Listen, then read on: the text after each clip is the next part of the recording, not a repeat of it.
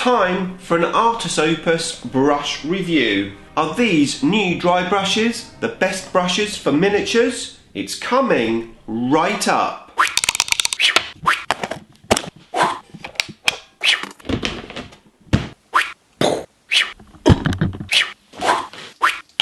Nick speaking, and welcome to this video. Right, today I'm going to review some Artis Opus brushes. I've had the Series S brushes now for about a year, so I'm going to review those, and I've just received some of the D brushes. This is the new Kickstarter dry brush, which I've been playing with, so I'm going to do a review on that set as well.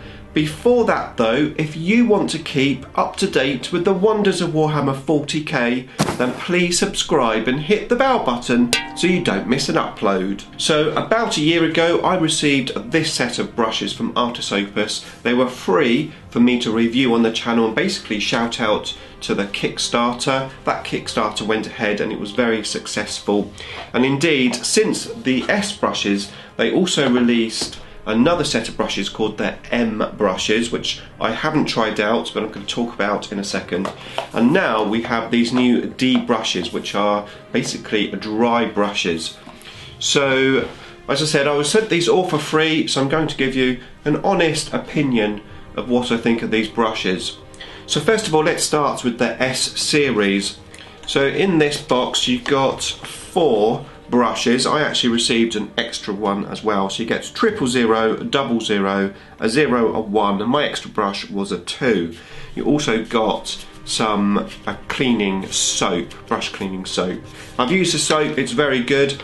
It's slightly harder than my usual Winsor & Newton one, but it does the job quite nicely. In actual fact, I think it's lasted a bit longer, down to the fact that it is a bit harder.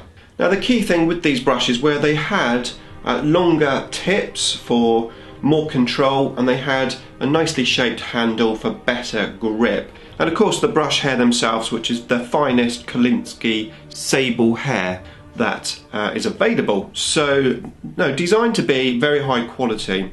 Now the first thing that I didn't like about them were the little caps. I find they're not as well made as the Games Workshop ones. They're much softer material and they tend to just not last so long. So I think an improvement could be made on the caps. But in terms of the brushes, what do I think of them? Well, as I said, the tips of these brushes were actually quite long compared to what I was used to.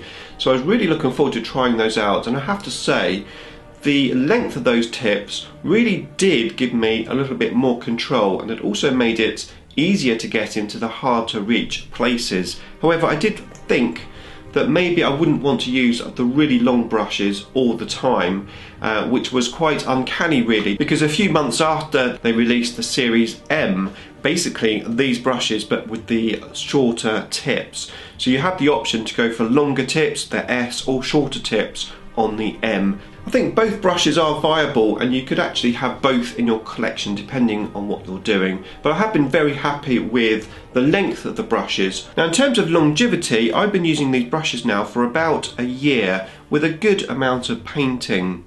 Now previously I've used Games Workshop brushes and Winsor & Newton Series 7 brushes. I have to say these are probably lasting me very similar to the Winsor & Newton brushes. Now with good brush care, i.e. not just cleaning the brushes, but when you're actually using them, making sure you don't get paint down in the ferrule, cleaning them out with water quite regular, and of course, yes, cleaning them with the soap afterwards, your brushes will actually stay almost like new. My biggest brush, the size 2, which I have used very heavily, is starting to wear now, but like I said, they've lasted me about a year. The Games Workshop brushes, which I buy, the big ones, last me about a month. So I'm very happy with that, a year's worth of painting, and to be fair, I'm a bit heavy-handed with my brushes, not the best at looking after them. However, the smaller brushes in this set I've been very impressed with, and like I said, I've been using them for a long time, and none of the brushes as yet have shown any signs of wear. So I'm very impressed with these, and when Artis Opus said they would send me their new dry brushes, I thought, well, that's great, let's have a look at those. Now I know what you're thinking. You're probably thinking the same as me, a dry brush. Now how can you get a dry brush to be good? After all, you're doing lots of heavy-handed work with the dry brush, and the brushes just splay out very quickly. I've used lots of different dry brushes over the years, the Games Workshop one, the Army Painter one, and I always find they don't really last that long. I'm forever buying new dry brushes. I did find it quite annoying that Games Workshop's smallest dry brush isn't actually very small these days, so I was very interested when these arrived in the post. Now these are designed to be the best dry brushes that's available on the market. Now this is what I received. Now I think this might be a pre-production one because none of the brushes have any writing on them, and I do have the smallest brush missing. You do get, however, a very interesting thing with it. You get this little pot with, if I can get it open, a little sponge. And this is what makes this little system incredibly good. I have been trying this out. Now, admittedly, I've only done it on the smallest brush that I had in here because I was doing it on my Death Guard. But let's have a quick look at these brushes. So as you can see, they look almost like makeup brushes. However, they are specifically designed for miniature painting.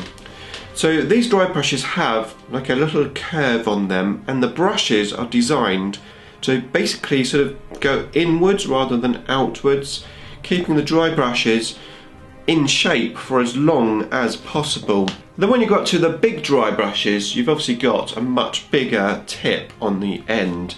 Now it also comes with a little pot of cleaning soap, so that is in the pot as well. So I'm sure you're asking, well, how come you've got a water pot to dry brush, because that seems really odd. Well, Artis Opus has a video demonstrating how to actually use this. I've watched that video and I've been trying it out myself. It's very interesting. So the idea is you lightly put this onto the sponge and make the bristles slightly moist. You would then just wipe that off on your hand, and the idea is that the paint doesn't go all chalky on your dry brush. So if you're using a light colour like white or your Shabti bone, well, when you dry brush they tend to go a bit chalky.